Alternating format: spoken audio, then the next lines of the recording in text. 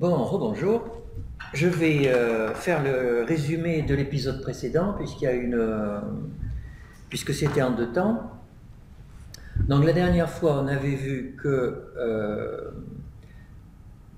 la médecine occidentale à l'origine était une médecine du sujet dans sa globalité. Depuis Hippocrate, même avant, enfin les chamans et tout ça, le fait que l'individu soit malade est en rapport avec le cosmos, avec des théories de sa spiritualité, vaguement de son corps, etc. Et puis, donc tout était mélangé. Et puis Hippocrate et Galien, petit à petit, ont éliminé les dieux, quand même pour garder des éléments de métaphysique, pour le dire vite, la théorie des humeurs et tout ça, c'est-à-dire que ça ne repose pas sur des choses, sur des observations. Par exemple, Galien pensait que l'esprit était partagé entre le cerveau, le cœur et le foie.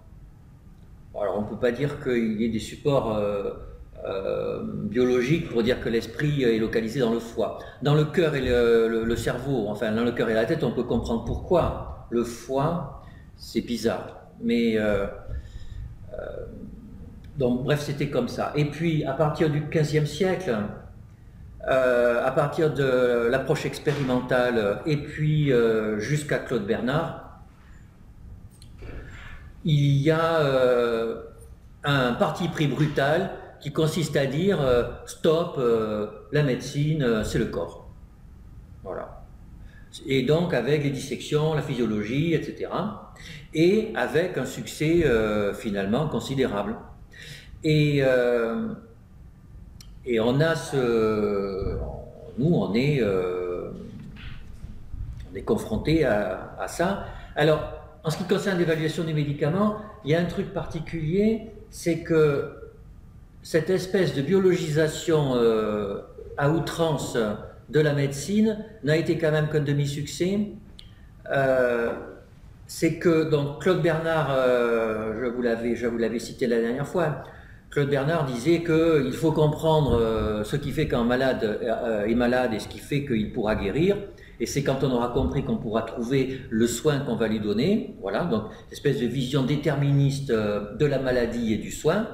Sauf que dans la réalité, ça ne marche pas, même aujourd'hui. Même avec la biologie moléculaire, même avec des trucs hyper savants, on ne sait pas prédire qu'un individu va avoir une maladie, bon, à part les maladies génétiques complètement déterminées, mais dans l'immense majorité des cas, prenez un infarctus du myocarde, un cancer du foie, une schizophrénie, naturellement, un diabète de type 2, c'est imprévisible.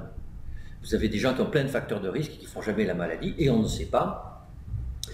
Et le deuxième point, c'est que vous prenez deux patients qui ont exactement le même phénotype, vous leur donnez le même traitement, il est tout à fait possible qu'il y en ait un qui guérisse et pas l'autre. Voilà. Donc il y a de la contingence dans le soin. Et donc du coup, on ne peut pas se fier que à la biologie pour évaluer les traitements, puisqu'il y a du hasard.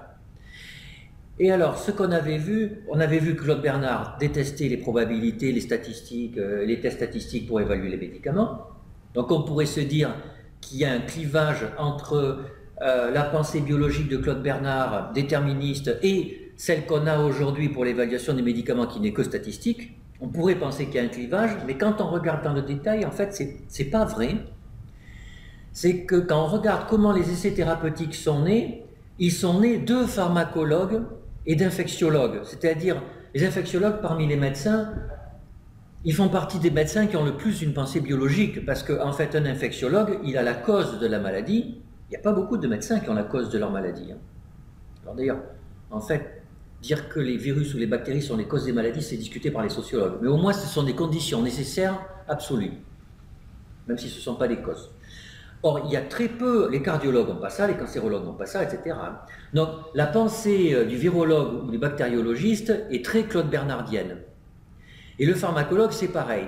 Et ce sont eux qui, avant la Seconde Guerre mondiale, voyant l'impasse de l'approche purement bernardienne et déterministe, ont essayé de chercher une méthodologie qui permettrait d'évaluer les soins avec une pensée quand même biologisante, et ils se sont tournés vers ce que Fischer avait développé pour évaluer l'efficacité des semences dans les champs.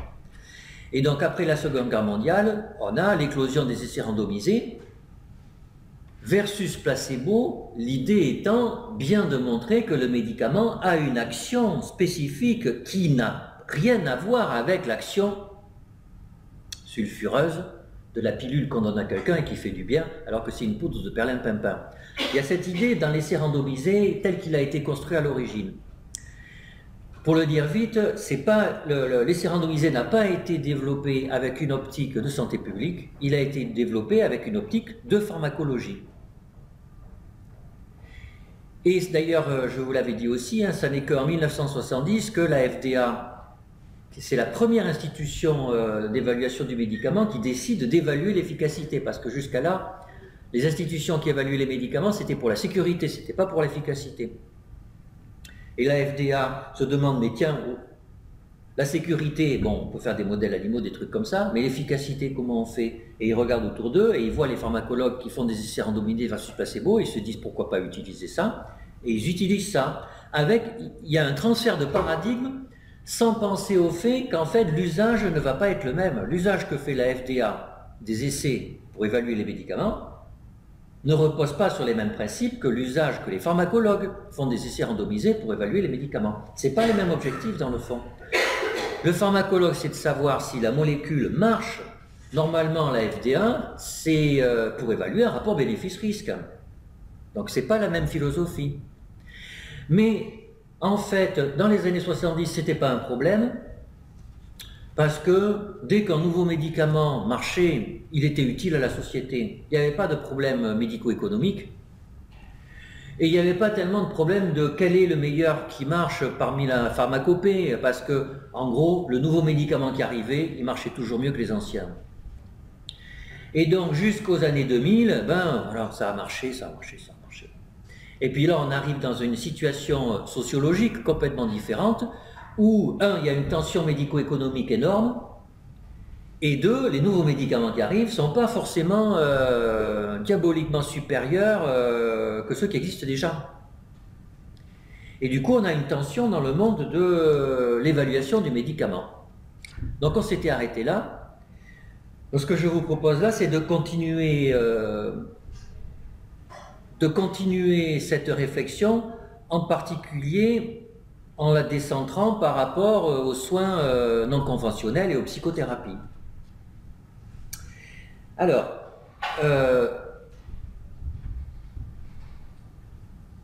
si vous voulez, pour synthétiser ce qu'on a vu la dernière fois, moi je dirais qu'il y a un triptyque avec, aujourd'hui dans l'évaluation des soins, donc plus des médicaments, mais l'évaluation des soins, il y a un triptyque avec deux idéologies. Une idéologie, c'est une perspective globale normative. Et on a bien une idéologie, d'ailleurs c'est marrant, c'est Wikipédia qui dit ça, perspective globale normative en général imposée par une classe dominante. Et je trouve que ça colle très bien avec l'évaluation du médicament. Vous avez deux classes dominantes aujourd'hui. Vous avez le biopouvoir, comme le disait Foucault, le biopouvoir, c'est-à-dire les médecins qui font de la recherche qui a à voir avec de la biologie, c'est-à-dire 90% des chercheurs en médecine de l'hôpital Cochin, qui est juste à côté. Donc, qui ont l'idéologie directement issue de Claude Bernard. Alors, ce que je dis là, c'est à moitié péjoratif. C'est normalement, on a le droit d'avoir des idéologies. Voilà, c'est la vie. Les idéologies construisent l'existence. Mais c'est vrai que nos collègues biologisants, médecins biologisants, ont une perspective globale, normative, du soin et de son évaluation. Cette perspective, c'est quoi? C'est que quand les gens sont malades, ils ont une maladie, que cette maladie a à voir avec un dysfonctionnement d'organes, et que si on résout le dysfonctionnement de l'organe, alors on soigne la maladie et on soigne le patient, pour le dire vite.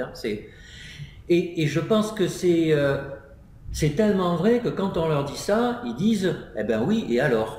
En quoi c'est une idéologie, quoi? En quoi c'est une idéologie, puisque c'est vrai ?»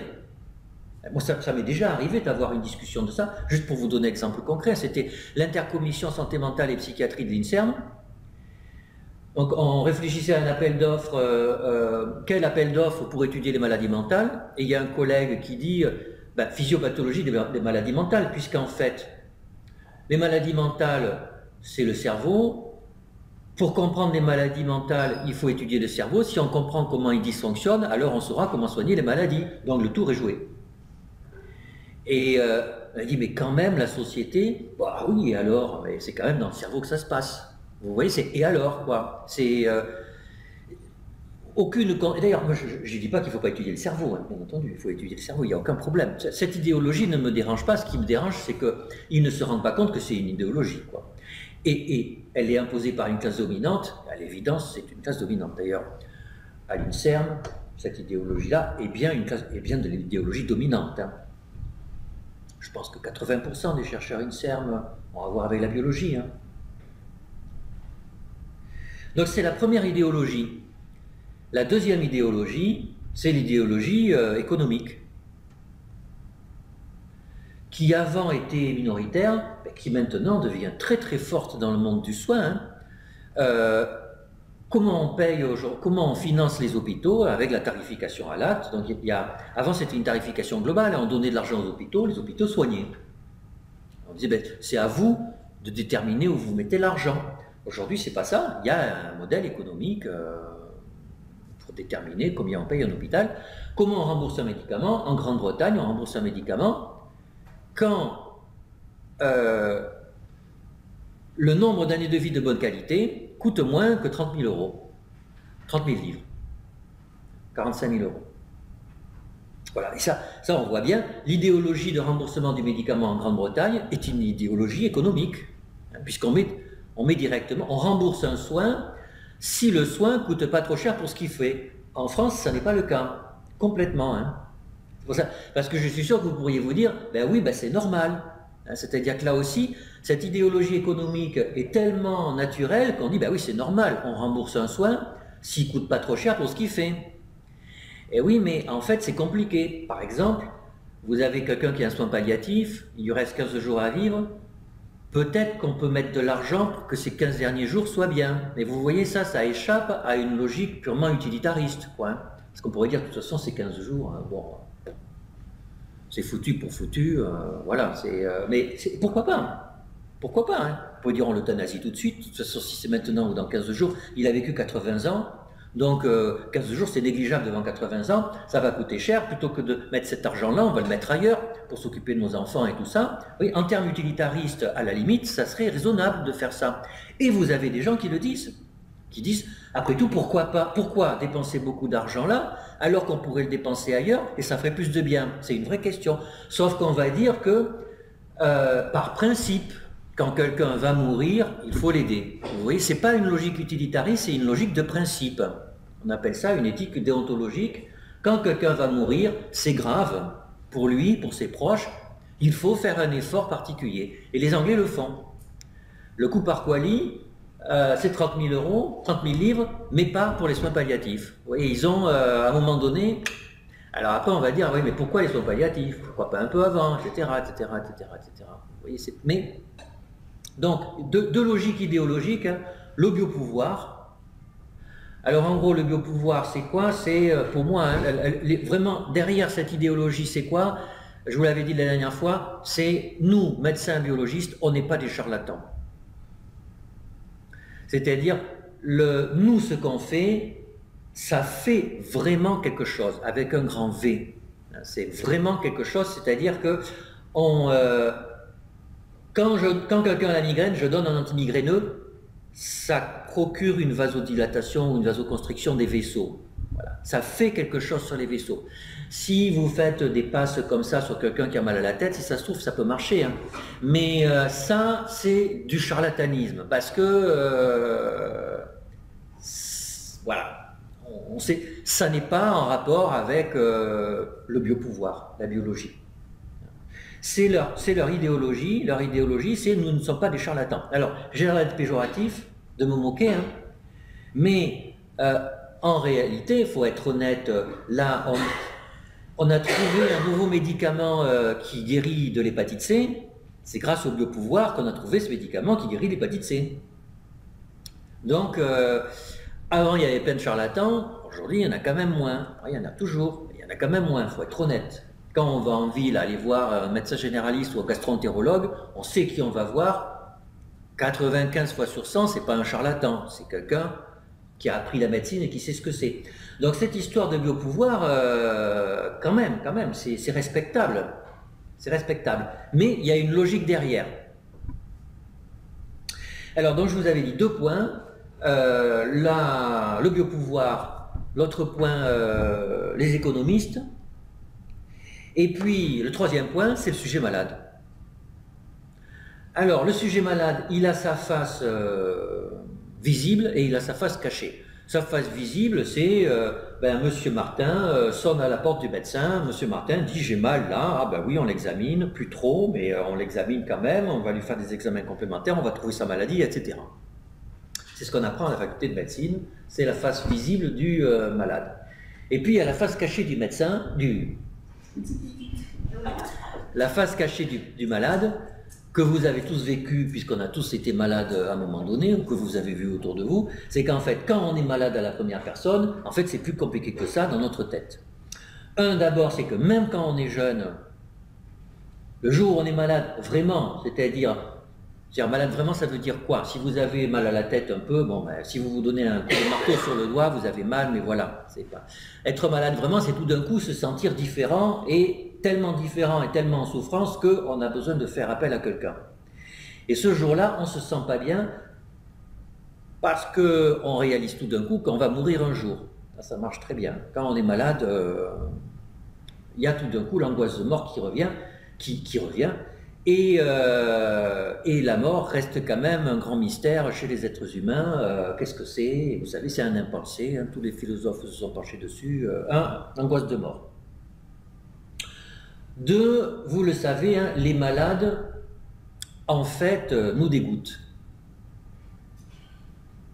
C'est-à-dire que, et c'est vraisemblablement un truc archaïque, c'est que on doit avoir peur de la contagion, vous voyez, c'est-à-dire qu'il doit y avoir un truc qui fait que quand quelqu'un va pas bien, on doit le mettre à l'écart pour plein de raisons.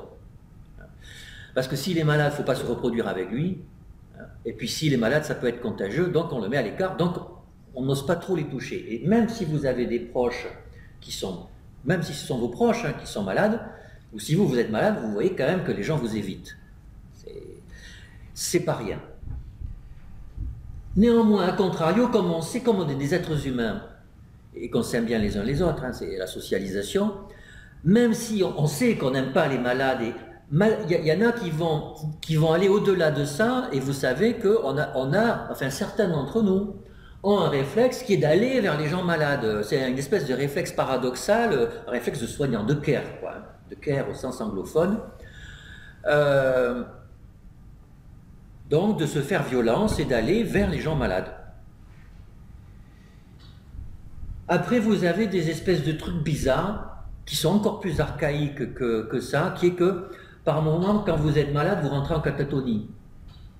Hein, c'est-à-dire que vous avez envie de partir dans la forêt, de mourir, voilà, plus personne ne peut rien pour vous, vous arrêtez de manger, enfin, il y a une espèce de truc qui doit obéir à un réflexe de survie, sûrement, qui ne marche plus du tout avec notre système de soins, mais peut-être qu'à une époque, ça a eu une utilité.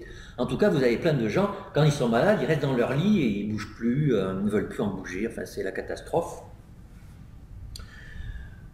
Et puis, alors autre truc aussi, c'est quand on est malade, on recherche toujours désespérément ce qui a pu faire qu'on soit malade. C'est une constante qu'un sociologue allemand a trouvé, c'est que, je l'avais dit la dernière fois, je crois, les êtres humains, quand ils sont heureux, ne cherchent jamais pourquoi, mais quand ils sont malheureux, ils cherchent toujours pourquoi. Et ça, quand on est médecin, c'est vraiment un invariant. Quand vous avez un patient qui a une maladie un peu grave, toujours il vous demande pourquoi. Qu'est-ce qui a pu faire que je sois malade? Et la réponse n'est pas facile, naturellement. Parce que dire que vous avez un cancer du poumon parce que vous avez fumé, en fait, on n'en sait pas grand-chose, puisque ce sont des statistiques. Et d'ailleurs, si vous regardez dans le détail, regardez dans le détail nos concitoyens, quand je suis malade, j'ai attrapé une crève, même un cancer, même un cancer. Pourquoi j'ai attrapé un cancer? Parce que la société est pourrie, parce que plus rien ne va, il y a les nanotechnologies, la pollution, le diesel, etc. Enfin, vous voyez, on a une espèce de truc à limite spirituelle, hein, c'est-à-dire qu'avant on était dans un monde naturel, tout allait bien, on n'était pas malade, et depuis qu'on a tout construit, tout est artificiel, on n'est plus en accord avec la nourriture, avec la nature, et du coup on a des maladies, alors que statistiquement c'est faux, hein, bien sûr. Il y a encore des êtres humains qui vivent en accord avec la maladie, hein, avec la nature. Avec la nature, y compris en France, hein, on a des autochtones en Amazonie, hein, en Guyane, hein, qui vivent à l'écart, plus ou moins, et je vous promets qu'ils ont plein de maladies et qu'ils ne vivent pas très vieux. Hein. Donc on vit plus vieux, hein. Même en étant entouré de trucs artificiels, on vit plus vieux et mieux, hein, contrairement à ce que tous les gens disent, à la malbouffe et tout. Hein. Mais c'est dans la tête des gens. Tout ça pour dire qu'il y a une face cachée du patient qui est cachée. C'est-à-dire tout ce que je viens de vous dire, l'angoisse de mort, le dégoût de la maladie, le care, la catatonie, n'est jamais étudié par les chercheurs en recherche biomédicale. Quasiment jamais. Hein. Quasiment jamais. Alors que, naturellement, les gens, quand ils sont malades, vivent ça. Et donc, du coup, vous voyez, ça va poser des problèmes quand on va évaluer les médicaments ou les soins, en particulier les soins non conventionnels. C'est que vous avez, que ce soit le soin qui relève du biopouvoir ou le soin qui relève de la pensée économique, ils négligent complètement 50% de ce qui fait qu'un malade. Et donc, du coup, quand ils évaluent des soins, ils évaluent que le côté pile de la face du patient. Et le côté face est scotomisé complètement. Alors là, donc on pourrait dire, ah ben c'est mal de ne pas voir la moitié des choses. Sauf que c'est une vraie question. Je pense que c'est une vraie question. Et franchement, j'ai pas de réponse. C'est-à-dire, je pense qu'il y a des collègues qui considèrent qu'on a raison de ne pas s'intéresser à l'irrationalité des patients, parce que si on s'y intéresse, on va la renforcer et qu'on va aller dans la mauvaise direction. Donc, un adepte du biopouvoir dira « Oui, je n'explique pas tout. Effectivement, il y a toutes ces espèces de trucs où les gens racontent n'importe quoi, ils ont peur de tout, enfin de la mort et tout ça. D'accord, je ne sais pas faire ça, mais en fait, pour soigner les gens, ça ne sert à rien à s'intéresser à ça. Et même, effectivement, vous allez me dire, ah mais oui, mais si, parce que si on les écoute, on va mieux leur parler, on va être en congruence avec leur représentation, donc ils vont mieux aller. Mais ce n'est pas leur rendre service à moyen ou long terme. Si on veut vraiment arranger, améliorer l'état de santé de l'espèce humaine, il faut croire à son credo de Claude Bernard, parce que c'est lui qui marche. Et donc, il faut mettre de côté tout ce qui est charlatan, parce que toutes ces histoires, c'est à voir avec des trucs pas sérieux, quoi. Et donc, si on commence à rentrer dans ce business, on va le renforcer, et donc, on va retarder l'arrivée à une pensée médicale positive, qui sera l'ultime aboutissement du soin. Et je pense que ça, en tout cas, bon, moi je pense pas ça, mais je pense qu'il faudrait en débattre. On va pas le faire là, c'est pas l'objectif, hein, vous inquiétez pas. Mais je pense qu'il faudrait en débattre dans la société, c'est-à-dire, oui, quand on est malade, franchement, on est souvent irrationnel, hein. Alors il faudrait se mettre d'accord sur le mot irrationnel et tout ça, mais on dit des trucs pas raisonnables, on pense des trucs pas raisonnables, et ça a des conséquences concrètes qui font qu'on arrête nos médicaments, que du coup on se met en danger, qu'on met en danger les autres, enfin, c'est pas bien. Donc objectivement, ça pose problème. Et donc il faudrait discuter, est-ce qu'on doit respecter cette irrationalité parce qu'elle est nous, et que de toute façon, quand on est malade, on doit s'occuper de nous, nous en tant que sujet rationnel et irrationnel. Ou alors est-ce qu'on doit ne pas respecter notre aspect irrationnel et quelque part nous mettre sous tutelle en tant que malade, de dire non, non, de curatelle, ça serait plus précisément, hein, Oui, vous êtes malade, mais vous pétez les plombs à moitié, et donc là, non, on ne va pas. Oui, vous avez peur de mourir, mais non, vous n'allez pas mourir parce que vous avez une pneumonie à pneumocoque, et donc on va vous guérir avec un antibiotique. Donc, oui, vous avez une angoisse de la mort, mais c'est du baratin, c'est dans votre tête, débrouillez-vous avec ça. Moi, je peux vous dire que dans 15 jours, vous serez guéri, vous pourrez aller courir. Voilà. Et... Et vous voyez, donc, moi je suis ouvert à tout, mais sauf que ce que je constate aujourd'hui, c'est que quand même, plus de 50% de mes collègues considèrent ça. C'est-à-dire qu'il il faut pas, d'ailleurs on le dit, ah mais je l'ai secoué. On le dit bien, hein. Je l'ai secoué, c'est-à-dire, j'ai dit, mais arrêtez vos conneries, ah oui, arrêtez vos conneries. Alors bien sûr, en psychiatrie, ça va être plus compliqué que ça, parce que, on va y revenir juste tout de suite. Alors donc, une fois qu'on a posé ça, eh bien on comprend qu'il y a certains soins qui vont avoir des problèmes. C'est que vous avez certains soins qui, quelque part, revendiquent de travailler avec la face cachée du patient. Et donc, bien entendu, bien entendu, alors ces soins vont fonctionner, enfin certains, puisqu'effectivement, quand vous écoutez mieux les gens, etc., on le sait bien ça, que quand on écoute mieux les gens, ben ça marche mieux. Oui. Donc vous allez, mais là vous voyez, en amont, il y a une question éthique, c'est que quand aujourd'hui on impose, par exemple, quand aujourd'hui on dit, pour montrer qu'un soin est efficace, il faut le comparer à un placebo.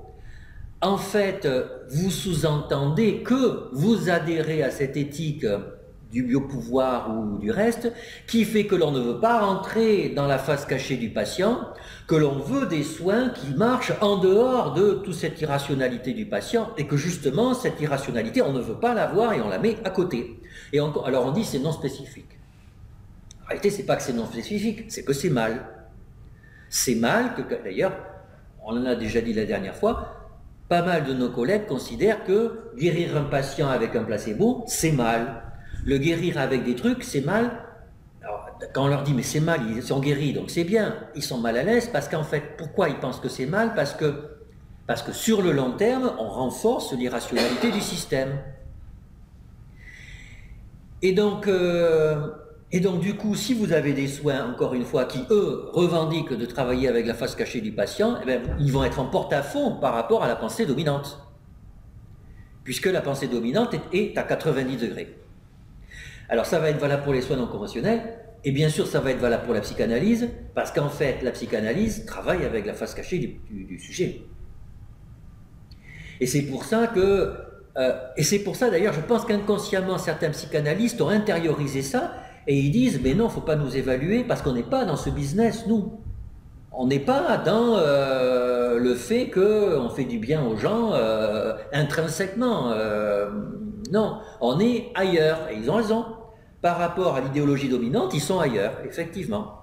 Sauf qu'il y a des effets indésirables, c'est que, du coup, si on dit, bah, on n'évalue pas parce qu'ils sont ailleurs, ça pose un problème de santé publique, c'est que, quand même, ces soins sont utilisés. Alors si on dit, ah mais oui, mais bon, comme ce qu'on fait avec l'homéopathie. Hein. L'homéopathie est remboursée sans être évaluée. L'homéopathie, si elle était évaluée par la commission de transparence ou un SMR insuffisant, elle ne serait pas remboursée. Vous voyez, avec la pensée dominante, l'homéopathie n'est pas remboursée. Et le ministre décide, comme c'est le ministre représentant indirectement du peuple, il voit que le peuple, lui, a besoin d'un soin qui n'est pas rationnel, puisque dedans, il y a zéro chose. Donc on sait que c'est pas rationnel, on le sait. Normalement, il n'y a rien dedans. Mais les gens veulent ça. D'ailleurs, il fait des sondages, les gens veulent de l'homéopathie. Donc le ministre décide de rembourser. Il décide de rembourser, c'est-à-dire il va contre l'évaluation conforme à l'idéologie dominante. Mais c'est pas bien. C'est pas bien. On devrait poser sur la table. Et alors finalement, l'homéopathie, à quoi ça sert? Vous voyez, mais alors que là, cette question est jugée par le politique et pas par le scientifique. Ça, c'était le premier volet. Alors, donc, deuxième volet, pratique, finalement, comment il faut faire? Alors, comment il faudrait faire pour évaluer? Alors, préliminaire.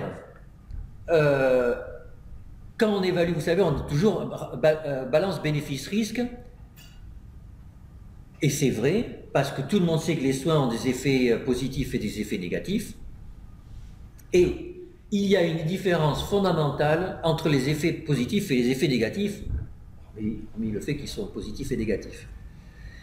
C'est que quand vous développez un soin, vous avez en général une idée derrière la tête sur ce qu'il va faire. Et donc l'effet positif est attendu. Et en général, quand vous développez un soin, alors pas toujours, hein, cancéro, etc., c'est pas le cas, mais en général, quand vous développez un soin, vous espérez pas trop qu'il va faire du mal aux gens. Non seulement vous l'espérez pas trop, mais en plus, vous voulez pas y penser.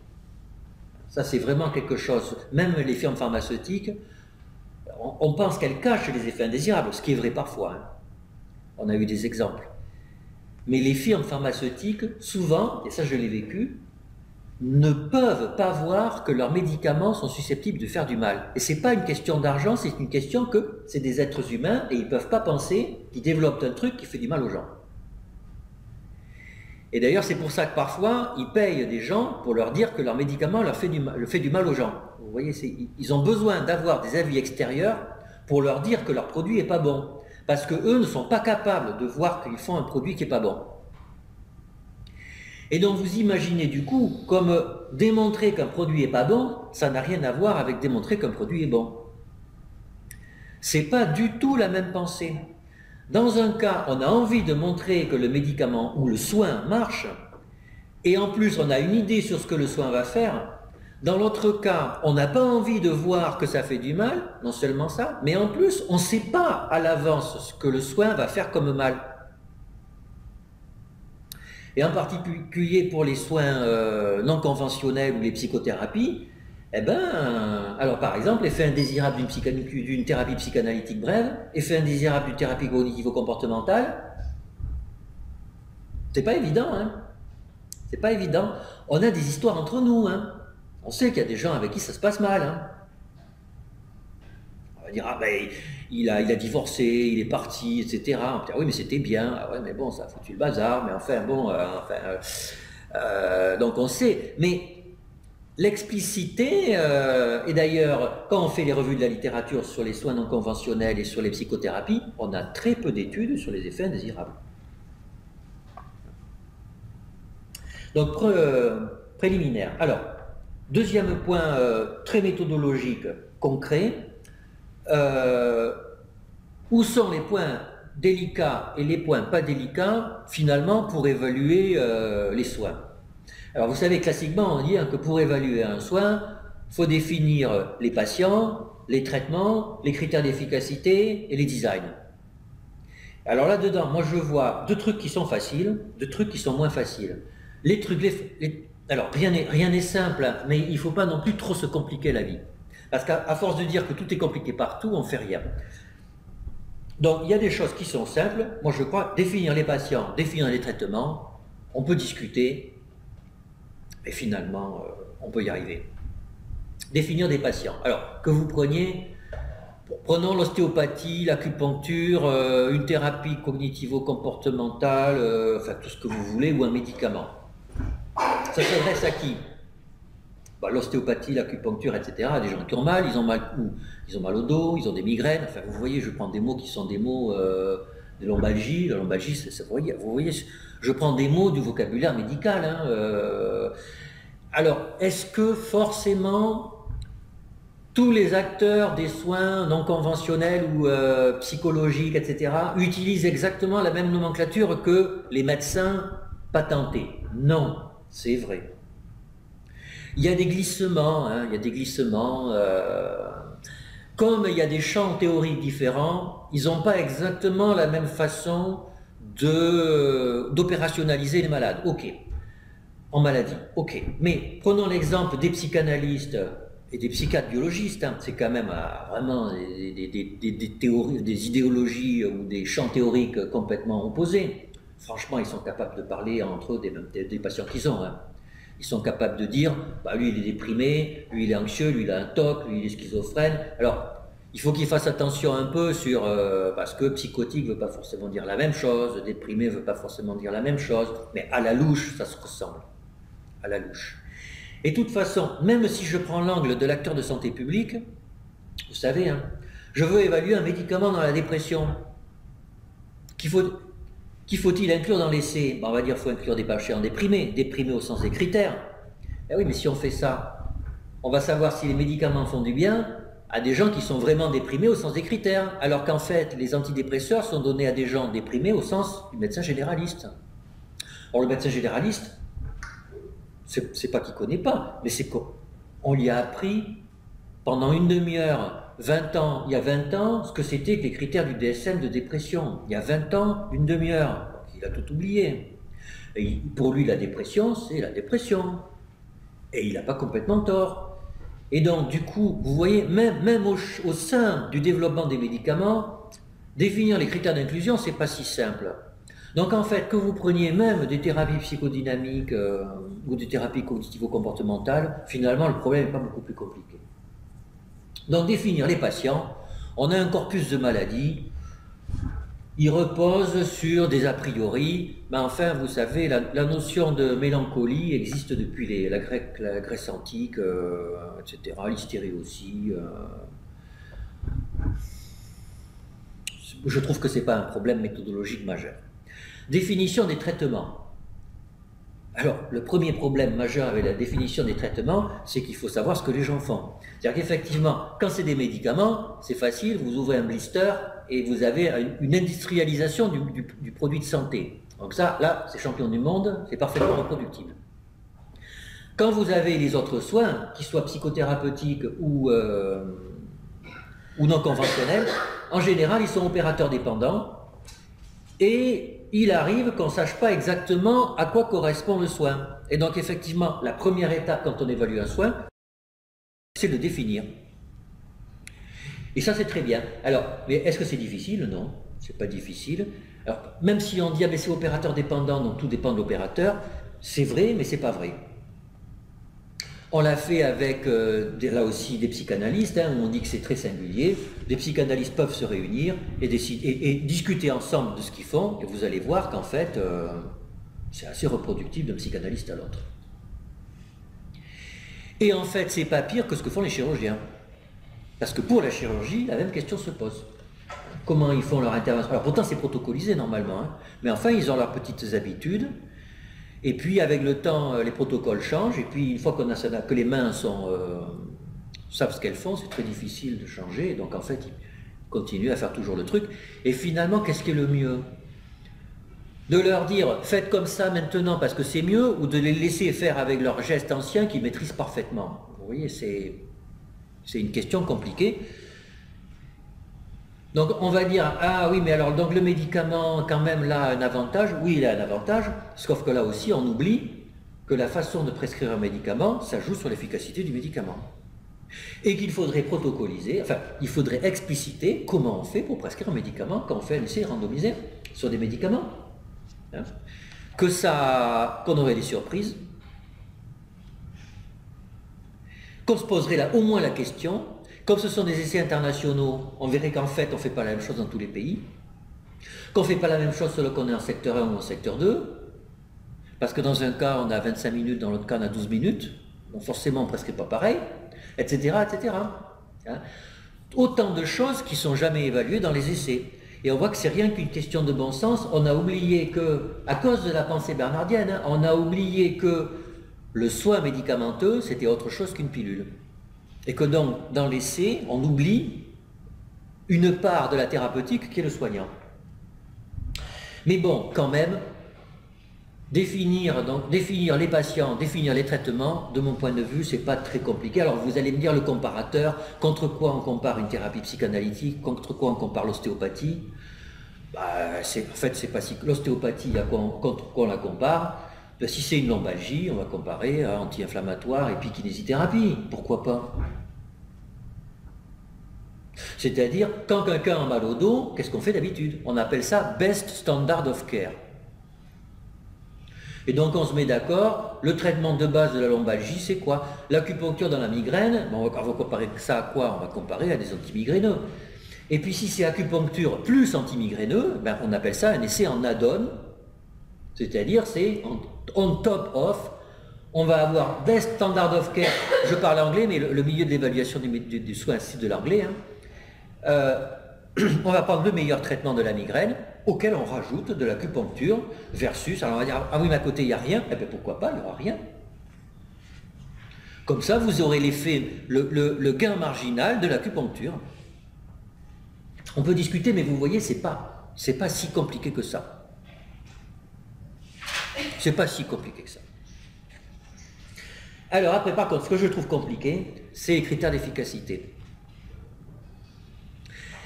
C'est que donc, vous prenez quelqu'un qui a mal au dos, vous prenez quelqu'un qui est malheureux dans sa vie, vous prenez quelqu'un qui a le VIH, vous prenez quelqu'un qui a un cancer, de ce que vous voulez. Qu'est-ce que ça veut dire qu'il va aller mieux dans sa vie? Et alors là, aujourd'hui, on a, dans les essais des médicaments et de tout en général, hein, plein de choses. Hein. On a, est-ce que l'organe va mieux? Donc diamètre tumoral, tension artérielle, hémoglobine glyquée, créatininémie, vous voyez, on en a plein. On a, est-ce que les symptômes vont mieux? Est-ce que la maladie va mieux? Est-ce qu'il est moins hospitalisé? Est-ce qu'il fonctionne mieux? Et même le top du fonctionnement, c'est d'être vivant, donc est-ce qu'il est mort? Et là, c'est d'ailleurs qu'on voit qu'il y a des rhétoriques complètement folles. Hein. Donc vous avez la mort qui est liée au fonctionnement, c'est-à-dire le jour où il est mort, ben, c'est fini. Zéro, voilà. Donc on appelle ça overall survival. Et vous avez en cancérologie progression free survival, donc il y a survival, pareil, sauf que c'est le temps jusqu'à progression de la maladie, c'est-à-dire ça n'a rien à voir du tout. Hein. Le fait de mourir, vous êtes mort, c'est fini, et le fait de dire ma maladie a progressé, ça n'a absolument rien à voir. Phénoménologiquement, ça n'a rien à voir, et pourtant, ben, l'un est considéré comme un surrogate, un critère de substitution naturelle de l'autre. Pourquoi? Parce qu'il y a survival à la fin, c'est juste ça. Hein. C'est juste ça. Donc, la mort, alors la qualité de vie, le fonctionnement cognitif, les impressions cliniques globales. Donc, vous voyez un peu comme... Alors là-dedans, la qualité de vie, c'est vrai, c'est sympa. Tout de suite, on a envie de dire... Si on mesure la qualité de vie, quelque part, après tout, si les gens ne meurent pas trop, si leur qualité de vie est bien, finalement, il n'y a que ça. Sauf qu'en fait, on ne la mesure pas. C'est-à-dire que les instruments de mesure de la qualité de vie ne mesurent pas la qualité de vie. J'ai envie de dire, il y a un semi-consensus autour de ça. Pourquoi ça n'est qu'un semi-consensus? Parce qu'il y a un business autour de la qualité de vie et qu'il y a des instruments qui ont été développés et que c'est très embêtant si on commence à dire, si, vous voyez, les gens qui les ont développés ont du mal à dire que finalement c'est un peu abusif. Mais enfin, faut être honnête, prenez 30 secondes de recul et demandez comment on fait pour mesurer la qualité de la vie. Alors, il y a une situation en fait où ça marche bien, c'est quand vous allez très très mal, en fait, on mesure pas mal la qualité du mal-être. Oui, l'intensité d'un mal-être, ça se mesure. Mais la qualité d'une vie, ça ne se mesure pas parce qu'en fait, on ne sait pas ce que c'est. Et puis il y a des trucs, du coup, ça pose des problèmes très compliqués. Hein. Par exemple, 10 ans après une transplantation hépatique, la qualité de vie est supérieure qu'en population générale avec un même âge, même sexe et même niveau socio-économique. Vous voyez? C'est parce qu'en fait, les gens sont tellement heureux de vivre qu'ils se sentent mieux dans leur vie.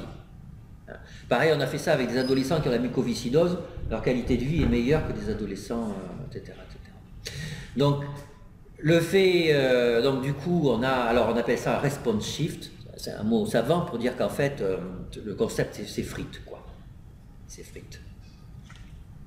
Donc du coup, ça serait cool d'avoir qualité de vie, on aurait un outcome parfait, hein, mais la qualité de vie, ça marche dans les cancers graves, ça marche dans des trucs comme ça, mais en dehors de ça, ça marche pas. Bon, j'y vais à la louche. Hein. J'y vais à la louche, on en discute tout à l'heure avec plaisir. Alors, bon, on a un panel, mais on a, en fait, ça ne répond pas à toutes les questions. Par exemple, une thérapie psychanalytique, quel doit être le critère d'efficacité?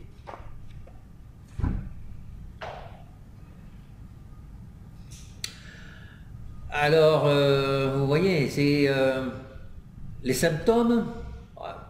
Lacan, il disait, la guérison vient de surcroît. Bon, c'était de la provocation aussi, hein.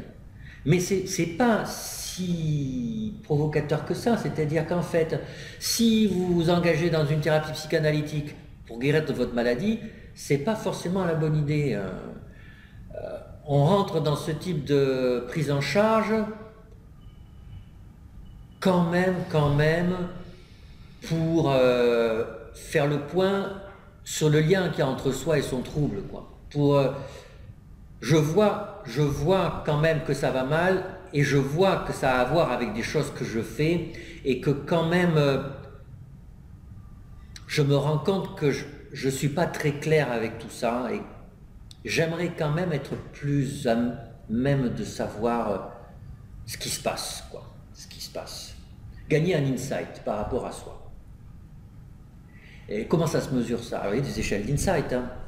Mais bon, vous voyez, c'est hyper compliqué, hein. C'est hyper compliqué de dire finalement est-ce que ça va être un succès avec un nombre, vous voyez, c'est-à-dire avec une échelle qui va dire noter de 0 à 100. Alors on va dire est-ce que vous êtes satisfait? Est-ce que vous allez mieux? Donc ce serait une impression globale, oui. Mais finalement, même est-ce que c'est être satisfait? Est-ce qu'on peut dire je suis satisfait de... Alors si les gens disent qu'ils sont satisfaits, après tout peut-être, je sais pas. Mais alors on en revient aux instruments de mesure de la satisfaction. Là aussi c'est comme la qualité de vie.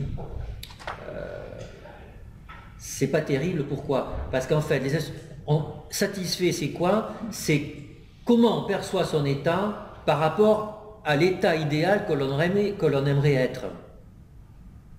Et donc il se peut qu'il y ait des soins, et on a montré que ça existait, hein, qu'il y a des soins, quand vous les faites, vous trouvez que vous allez mieux, mais votre état idéal est tellement plus élevé que finalement vous êtes moins satisfait par rapport à votre vie. Il y a des exemples, hein, dans la schizophrénie, on a montré ça. Donc,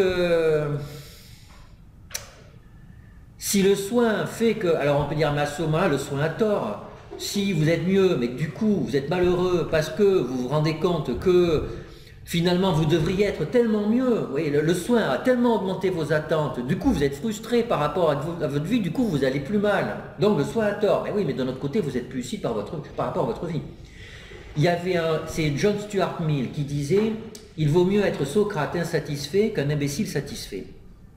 Alors peut-être qu'il a tort, mais c'est pas idiot. Peut-être que des soins vous rendent comme Socrate satisfait, c'est-à-dire insatisfait. Ça n'a pas marché, vous avez le seum, comme disaient les jeunes. Ça va pas, mais au moins vous vous rendez compte de ce qui va pas, et finalement vous êtes devenu un être humain éclairé. Alors vous voyez que la difficulté d'évaluer ça. Alors vous allez dire c'est la psychanalyse, mais Juliette a travaillé sur l'hypnose, et donc il y a des études qui montrent que c'est dans la douleur. Mais si on demande aux gens est-ce que vous avez moins mal, ben ils n'ont pas moins mal sur l'échelle visuelle analogique de la douleur. Ils n'ont pas moins mal. Et pourtant, à distance, si on leur demande mais finalement comment c'était, ben ils vont mieux que le groupe contrôle. Pourquoi? Parce que finalement ils avaient mal, mais cette douleur ne les a pas agressés émotionnellement. Il n'y en a pas eu d'emprise sur eux. Alors vous voyez comme c'est dit, du coup, on se dit, tiens, je vais mesurer l'effet de l'hypnose dans l'accouchement. Ben, quel est le critère? Ben, que les femmes aient moins mal. C'est quand même, l'accouchement fait mal. À une époque, dans l'EVA, c'était le 10 de l'EVA, hein, c'était avoir une douleur aussi importante que lors d'un accouchement. Donc vraiment, c'était le truc qui fait mal. Donc on va prendre l'EVA. Et oui, mais l'EVA, elle ne va pas vraiment répondre à la question, parce que la douleur, en réalité, c'est plus compliqué que ça. Donc vous voyez, la question du critère d'efficacité, elle est une question compliquée, surtout si vous vous intéressez à la face cachée du sujet. Et là, c'est vrai qu'en termes méthodologiques, il y a un absent, c'est les études qualitatives. C'est que pour vraiment savoir ce qu'un soin fait à quelqu'un, en termes positifs ou négatifs, c'est quand même mieux de laisser parler les gens spontanément. Ce que l'on ne fait jamais aujourd'hui. Jamais.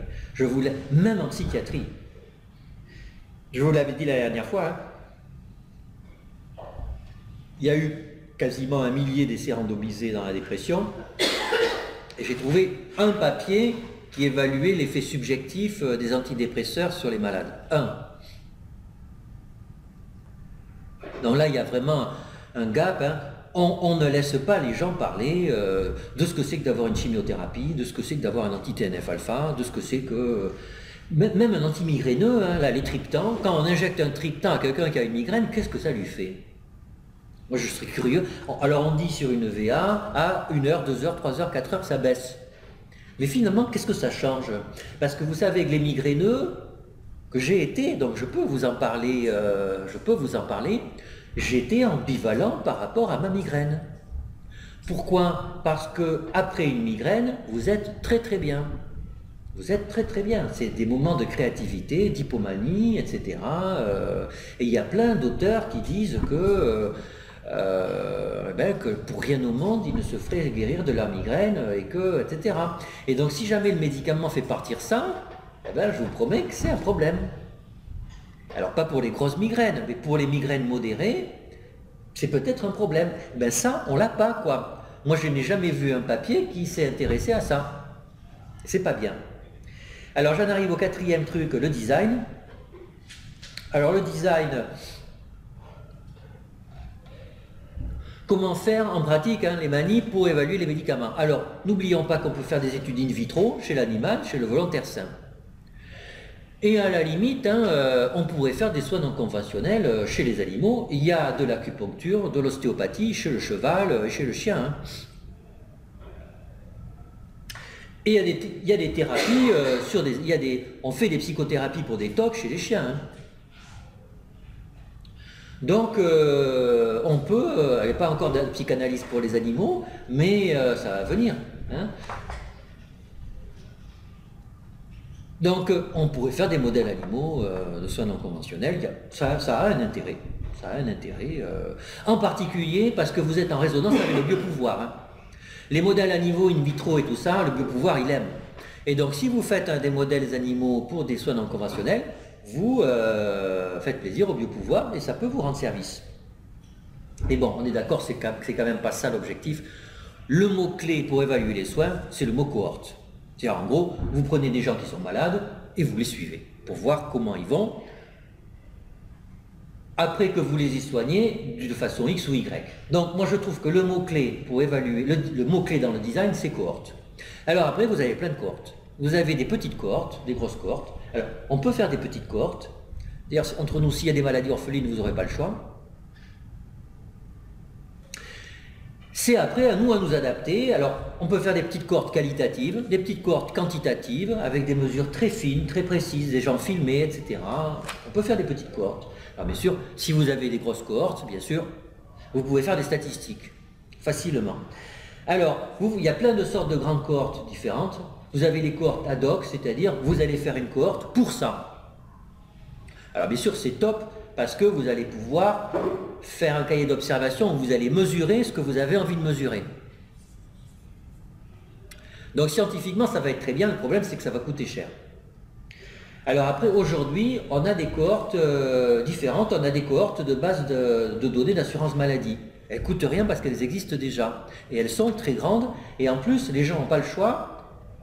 En France, en tout cas, ils sont obligés d'adhérer à la cohorte, puisque tout le monde est remboursé. Donc tout le monde est dans la base de la Caisse nationale de l'assurance maladie.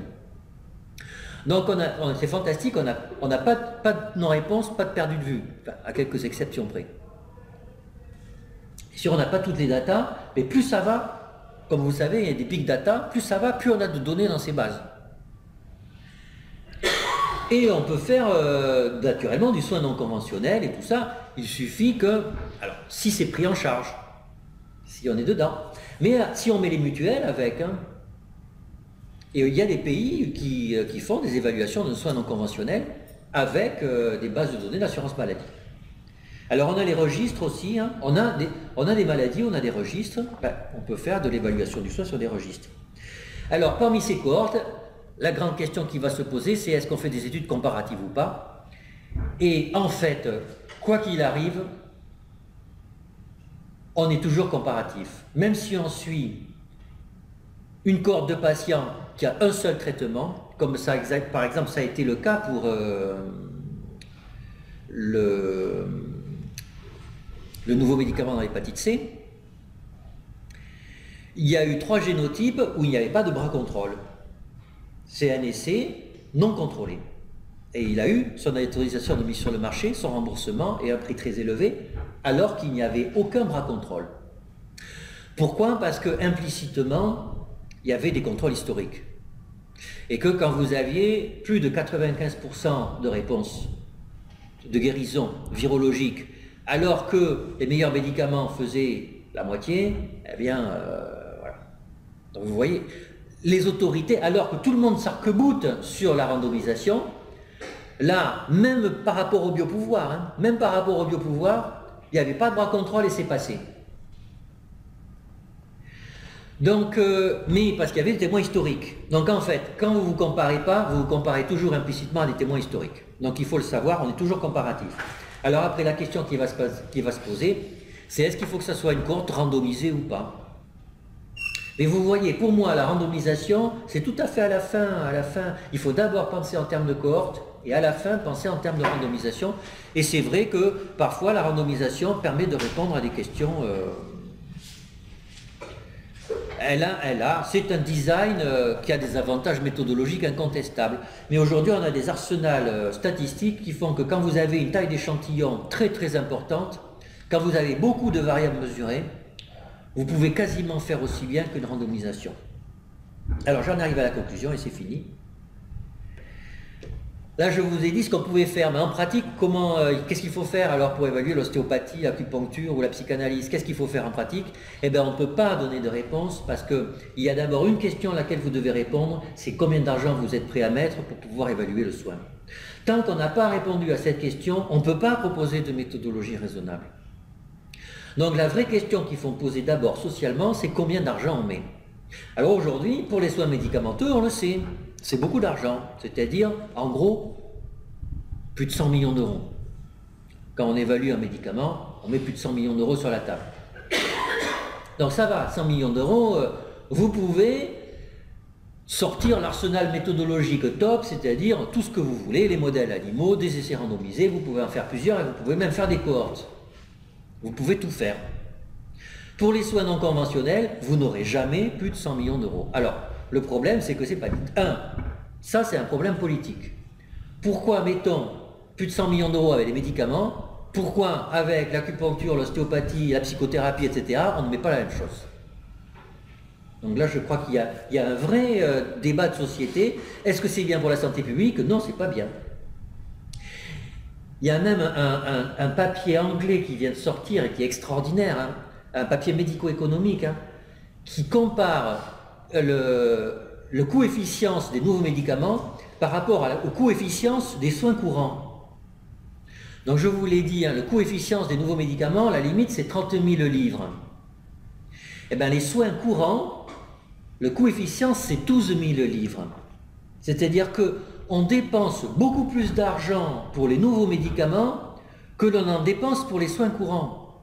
Donc si ça se trouve, si on investissait autant d'argent pour améliorer les soins courants, on améliorerait l'état de santé de la population de façon beaucoup plus coût-efficace qu'en payant les nouveaux médicaments qui coûtent cher.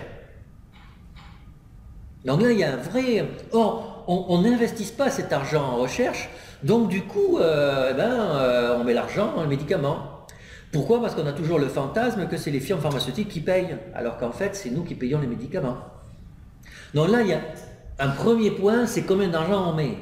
Alors bien entendu, je vais faire le truc jusqu'à la fin. Jusqu'à la fin. Bien sûr, on n'aura pas 100 millions d'euros. On aura combien? On n'aura même pas 1 million d'euros. On aura quoi? Un PHRC, c'est-à-dire 400 000 euros. Donc qu'est-ce qu'on va faire? Eh bien, on va bricoler. Et on ne peut pas, le biopouvoir ou le pouvoir des économistes ne peut pas nous reprocher de mal évaluer les soins non conventionnels ou les soins psychothérapeutiques. C'est tout simplement pas un problème méthodologique, c'est un problème financier. Donc qu'est-ce qu'on peut faire avec 300 000 euros? Ben après, c'est à nous de nous poser la question, est-ce qu'on veut montrer que ces soins-là, ce ne sont pas du charlatanisme?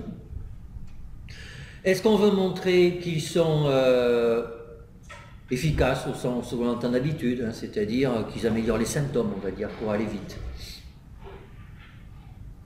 Mais efficaces pour qui? Efficaces en général? Efficaces pour certains patients? Donc là, vous allez avoir, hein, si c'est efficace en général, par exemple, si vous voulez, hein, si vous avez un soin non conventionnel et que vous voulez dire, non, moi je fais mieux que... Moi je suis vraiment sérieux, je suis dans la cour des grands, quoi. Et puis moi je marche, c'est-à-dire je guéris. Alors là, vous aurez besoin de faire un essai randomisé. Mais peut-être que finalement, c'est pas ça l'objectif, hein. Peut-être qu'on s'en fout, peut-être que c'est aux soins non conventionnels à assumer qui s'occupent du côté de la face cachée du patient. Le biopouvoir appelle ça du charlatanisme. Ils peuvent appeler ça, je m'intéresse à l'autre aspect du patient. Et de dire, ben, moi je n'ai pas envie de montrer que je suis efficace intrinsèquement et tout ça. Moi je veux juste faire une étude de cohorte, je vais suivre des gens, et puis je vais voir ce que ça fait par rapport à d'autres choses, d'autres au pluriel. Et puis je vais voir en même temps à quel patient ça fait le plus de bien, à quel patient ça fait le moins de bien. Et donc on va monter une cohorte avec 1000, 2000 patients, on va faire ça en lien avec les acupuncteurs, les ostéopathes. J'ai eu un contact avec les ostéopathes de Nantes qui sont partants pour faire ça. Donc je trouve qu'ils font leur business. Puis bien sûr il y a d'autres questions.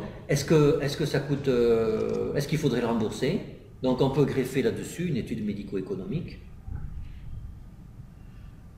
Et puis une autre question, c'est finalement comment les gens se sentent avec ça, et une étude qualitative. Donc vous voyez, on peut faire des choses en étant méthodologiquement correct. Je crois qu'il y a deux choses en amont qui dirigent tout. C'est quelle est la question qu'on se pose, comme d'habitude, mais en étant décomplexé. C'est-à-dire, il ne faut pas dire, ah oui, mais je veux montrer, ah oui, mais l'ARS, ils veulent que je fasse un essai randomisé, parce qu'on a ça, hein. Ça, vous voyez à quel point le monde économique et le biopouvoir a un impact, c'est que on a fait dans le labo, on a fait un essai randomisé qui a évalué une prise en charge complexe dans le sevrage du cannabis chez les adolescents, très dépendants au cannabis. Donc ça a été un financement de la BILDECA. Pour la partie française d'un gros essai européen, l'essai a été fait, il marche à peu près, en tout cas c'est publié, en étant globalement positif.